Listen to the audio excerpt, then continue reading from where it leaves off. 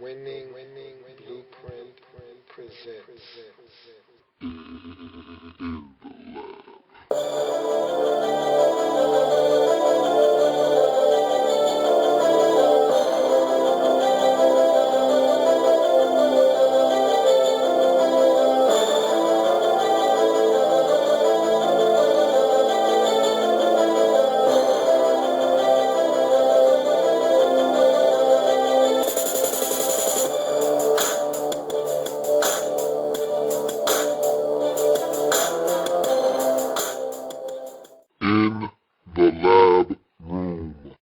Welcome back. You are in the lab room. I'm your host, Luke. Thank you for joining me.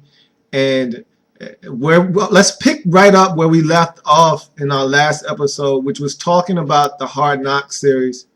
And last night was the last installment of the Hard Knocks series for the 2012 Miami Dolphins. And ultimately, it may be the last installment of the show in its entirety in the whole series, because let's remember that we had a year off from it before the Dolphins agreed to pick it up.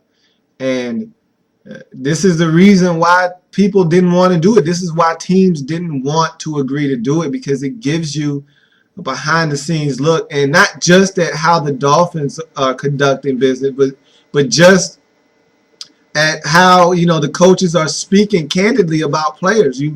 Everything is heard. There's nothing, no stone is left unturned. And so you got players who are still on your roster, who still practice with you each and every day, hearing what you're saying about them behind closed doors. It's a really tough thing to swallow if you're a player. And if you're a Ricardo Wallace and you watch Hard Knocks and they're talking about you running and they're calling you ankle weights, how do you feel about that? I mean, how do you come to work the next day and not feel some type of way about the coaches who were making fun of you?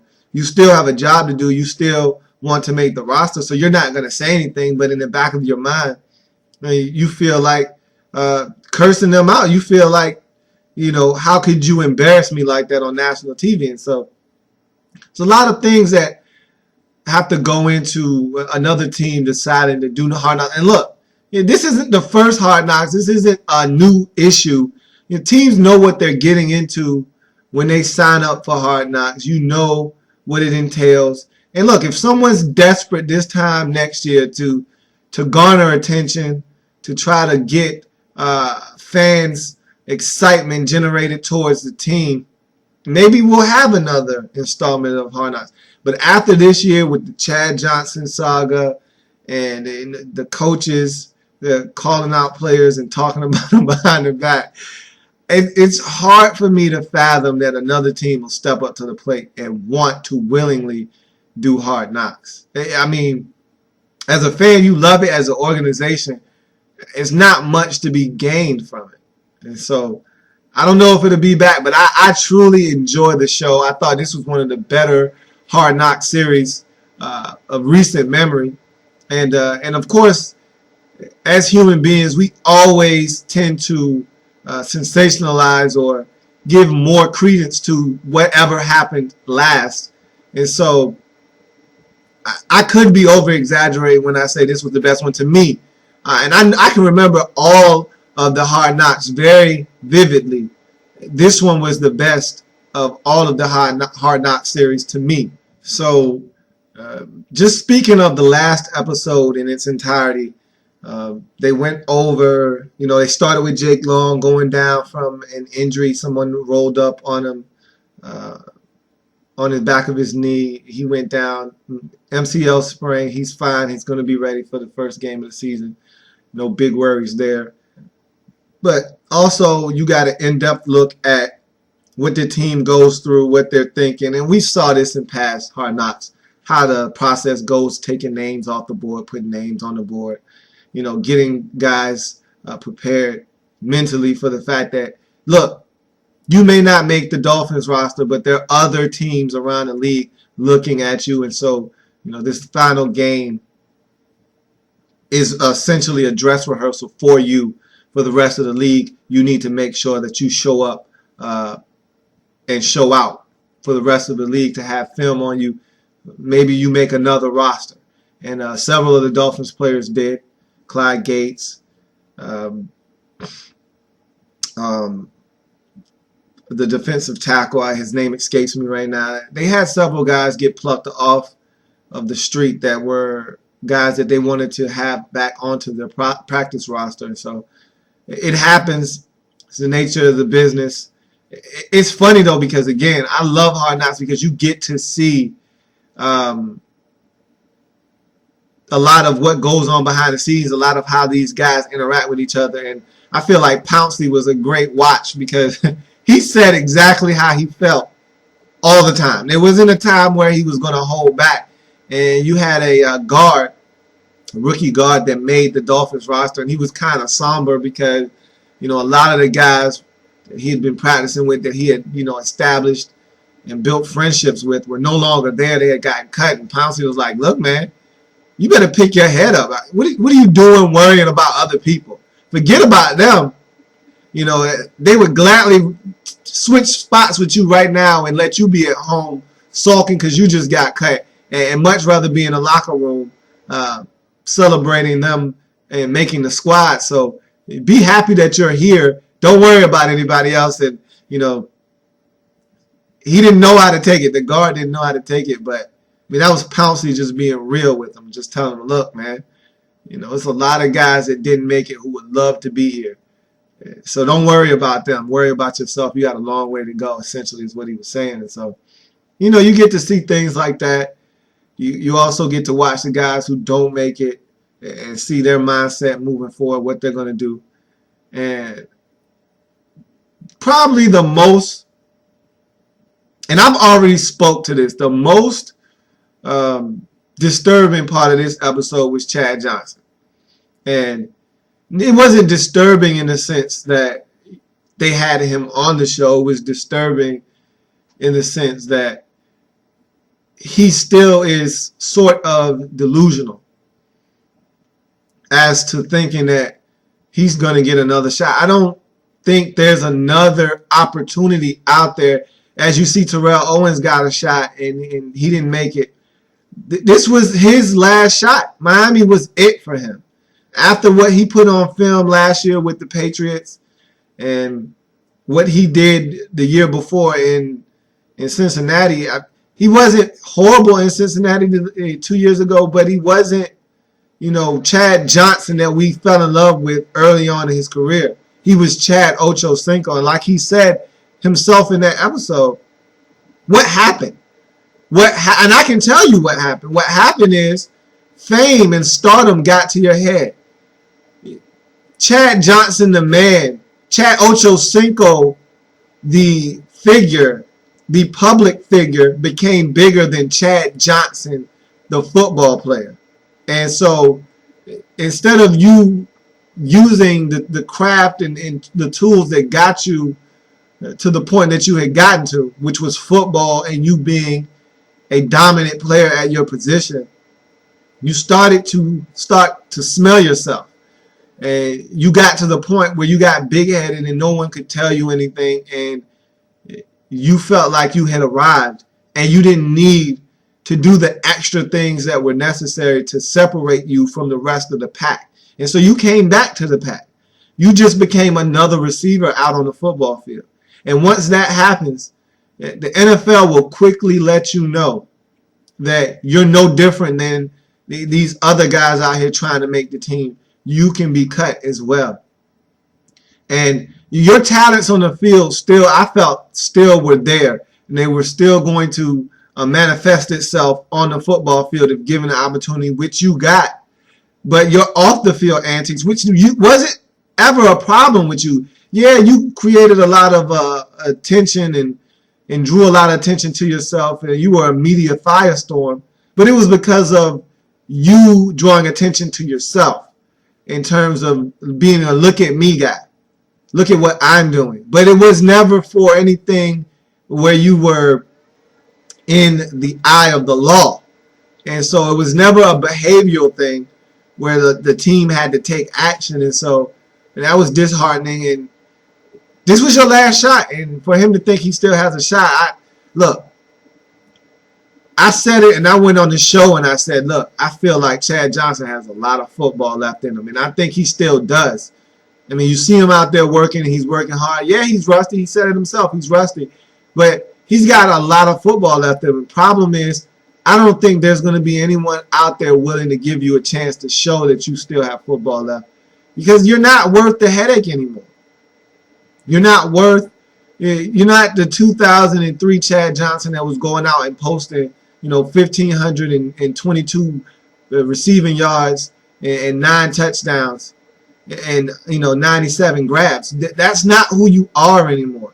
And so teams aren't willing to put up with a 700 or 800 yard, 62 catch, 4 touchdown, 5 touchdown Chad Johnson. That's just not enough of a payoff to give you the opportunity to bring more attention to the team that is needed, and have guys having to answer questions that aren't football related. And so it's sad, it's unfortunate.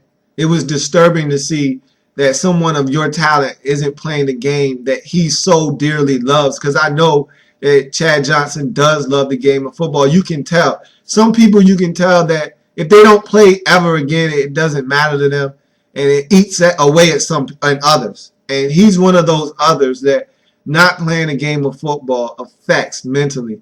And he wants another chance, but I don't think he's going to get it. And really, honestly, I don't think he really deserves another chance. He had a chance, and he didn't do anything with it. Same with T.O. I don't think they need another opportunity to show what they can do. I would love to see Chad get another chance. But if he doesn't, I don't feel bad for him, because he, like he said, he made his bed. Now he has to lie in it. And the problem is, it's that long nap good night for his career. He's not waking up. But, hey, that was a great episode. That was a great season of Hard Knocks. And I thoroughly enjoyed it. And I hope that we get to see Hard Knocks again in 2013. Again, I think it's highly unlikely that a team steps up to the plate and allows NFL Films and Steve Sable and his crew to come in and install cameras everywhere and give us that in-depth, behind-the-scenes look. I just doubt it, seriously. But, man, would I love to see another season of Hard Knocks. That's going to close the book on Hard Knocks. We move on. And tonight, we have NFL football for the first time in the 2012 NFL season. You got to be jacked. I know I am. I'm stoked. I'm ready to go. It's not even my team, and I don't care. It's just football season, and it doesn't get any better than this. I watched college football over the weekend, and we talked about that yesterday, but it doesn't matter. It's not the NFL. The NFL is back. It's ready to go, and tonight the Cowboys and the Giants will square off, and me being an NFC East fan, my team being in the NFC East, this is prime football for me. I'm jacked for this game, because these are two teams that I'm going to see 4 times, 2 each, throughout the course of the season. It's my first time getting to see what they look like on the field with their ones playing the whole game. And so this is going to be exciting. I can't wait. I feel like the Giants, everybody is anointing the Giants as a playoff team because they went to the Super Bowl last year. I feel like if you're doing that, you're making a mistake, because the Giants aren't going to the playoffs this year. And don't be surprised if they don't win this game. Now, look, I'm not saying they're not going to win. I think they're going to win this game. The teams that win the Super Bowl that play on this Thursday night game, I believe we've had like 7 or 8 of these. They've never lost. It's hard for a team on the road against defending Super Bowl champion. They're having their ceremony for the Super Bowl. They're celebrating. The fans are hyped. The team is hyped. You're on the road. It's a hostile environment. It's hard to go on the road and beat a defending Super Bowl champion in the opening game, the first game of the NFL season. I don't see the Cowboys being able to do that. Now they can, and what makes this game so scary for the Giants, it's a divisional game. Anytime you play in the division, anything can happen. And so I don't see either one of these teams being a playoff team.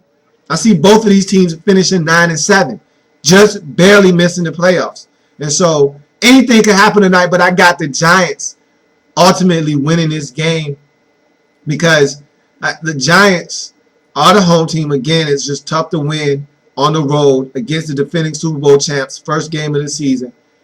But I think the Giants have the upper hand on the defensive side of the football with their defensive line against that Cowboys offensive line. Now, look, again, I've talked to and spoken at great lengths about how much improved this Cowboys offensive line is. What you saw in the preseason is not indicative of what you're going to get from the Cowboys during the regular season. They went out and made moves to solidify their offensive line. They switched Tyron Smith. I'm going to keep an eye on him tonight against Jason Pierre-Paul, against O.C. Umenyiora, against Justin Tuck, because they're going to move guys around. But it's going to be interesting to watch him on the left side for the first time, flip-flopping with Doug Free, who's going to the right side, which is where he naturally belongs, and seeing Tyron Smith on the left side, see how he holds up because it's his first game out there at left tackle. They went out and got Mackenzie Bernardo. They went out and got Nate Livings. 2 free agent acquisitions, one from the Bengals, one from the Panthers. And so you look at what the Cowboys have done with this offensive line. They revamped it. And so I'm looking for it to pay dividends throughout the course of the season. I don't know if it's going to pay dividends against this Giants defensive line, however. So we're going to see. I think that ultimately is going to be where the game is going to be turned. Maybe somebody makes a big play, forces a fumble, forces an errant throw from Romo with pressure, and that might be the difference in the game. But I just see the Giants, and of course this offense, Victor Cruz, can you stop Victor Cruz? Victor Cruz, Hakeem Nicks, don't forget Dominic Hickson is back off of injury. And so they got weapons. You're going to see Wilson, the running back out of Virginia Tech. He's a rookie. Of course, Ahmad Bradshaw. They've got weapons on the offensive side of the ball. Eli Manning can get the ball to these guys. I can see the Giants winning this game 24-20, something along those lines. It's just so hard for the Cowboys. They can win this game, but it's so hard for the Cowboys to go on the road and get a W against a team who just won the Super Bowl. And they're going to be amped. The crowd's going to be amped. A lot of times they tell you just withstand the initial burst or the initial jolt of energy that the crowd presents, that the team is going to have because they're the home team, because the crowd is so into it. Just withstand that initial run out of the gates, and then you're fine. It's just football after that point. The only problem with that is that in the first game of the season, you generally get that kind of emotion, that kind of adrenaline from the fans and from that team for the whole game, for the duration of the game. It's just so hard to overcome that for 48 minutes. 60 minutes. We're not playing basketball, we're playing football. So it's so hard to overcome that for 60 minutes. And so we'll see. But I have the Giants winning the game 24-20. Either way, and no matter if the Giants get this W or the Cowboys eke it out, I don't have either one of these teams going to the playoffs. And so if the Cowboys could find a way to get this would be a great step in the right direction for them. And who knows, this could be a springboard victory to them possibly proving me wrong, proving a lot of people wrong, and springboarding them to 11-5, 10-6 record, and possibly contending for the NFC East championship. Who knows? It's game one. So everything you see in week one, take it with a grain of salt. Look, don't ignore what you see. By no means do you do that. But if someone puts up a dominant performance, don't go overboard with it. Don't take it and run with it and say, hey, this is one of the better teams in the league, in this division, so forth and so forth. Look, it's week one. And generally, defenses are behind the offense early in the season because, look, the defense has to install a lot of different things. They have a lot of different looks. If you're an offense you've been together for some years, it's not uncommon for you to just wake up, step on the field, and be able to get it to click. So you expect the Packers, the Lions, teams that are high-powered offenses to just step on the field and be able to score points because the offense is going to be ahead of the defense. So you see a lot of points in week 1, in week 2 of the season. But as the defense catches up to the offense, those points get scaled back a bit. And so it's going to be interesting to watch this opening week of football to see who's going to try to come out and set the tone, and who's going to try to separate themselves and get an early start in the divisions, because there are some divisional games this week. Again, Cowboys, Giants are one of the first ones that come to mind. And there are a lot of early season divisional games, and so you got to try to get on the board as soon as you can. You look at the Raiders, and they're going to be playing the Chargers. That's a divisional game. They're going to be divisional tilts around the league, and so if you have a chance to play a divisional foe, you got to try to get on the board as early as possible. And so watch out for these games in week 1, but take it with a grain of salt. Don't go overboard. You got to remember a few years ago, the Patriots were destroyed by the Bills in the opening week of the season. And I can't say a few years ago. We're talking almost a decade ago or so. But, they lost that game like 31-0. They ended up winning the Super Bowl that year and drubbing the Bills in like the season finale that year. So look, the opening game of the season, while it does count, it does matter, it's not indicative of what that team is going to be, say, in December or January. So teams grow, teams get better, but it's football season. And you want to see your team do well and come out of the gate swinging. And so I look for this game tonight to give us everything we want and more. And so I'm excited. I can't wait. And it's football season. As my old high school coach used to say, celebrate! Celebrate! It's football season. Get fired up. And so it doesn't get any better than this. Now, look, I would have preferred this game to be on a Thursday because, see, you get me fired up, you get my juices, flowing, and it's Wednesday. After this game, I'm amped. I'm ready for it to be Friday, and then Saturday is college football, and then Sunday. No. What you're telling me is you get amped on Wednesday. All right, you get a couple of little teasers on Thursday for some college. You get nothing on Friday. So now you get all the way back down. Saturday, college kind of gets you lathered back up. But you're talking a whole 4 days away from Sunday. That's a long time for me to have to wait. And I know it's only an extra day, and it doesn't seem like much. But it's really big because you go from Wednesday being just lathered up, revved up, everything's all systems go, to Thursday you kind of wean down a little bit because you're going to get probably some kind of college football Thursday night tilt, maybe on ESPN or something. And then you go from that to, if you get something, you might get some old garbage Bowling Green against, some MAC team on a Friday. You know what? You watch it, cool. If you don't, you're not the only one not watching. So then you basically take your engines and you turn them off by Friday. You go back this Saturday and you turn the ignition on, but you're not moving. You're just sitting idle because it's college. But then you get back this Sunday and that engine is roaring and you take off. Now if the game was Thursday, it would go something more like, all right, I'm amped. It's Thursday. I can't wait till Sunday. Friday, you start to slow down a little bit. But Saturday, you get back up because it's college football. And all it is a precursor to Sunday. And so that is great if you could get it Thursday, nothing Friday, come back college Saturday, NFL Sunday. I'll take it.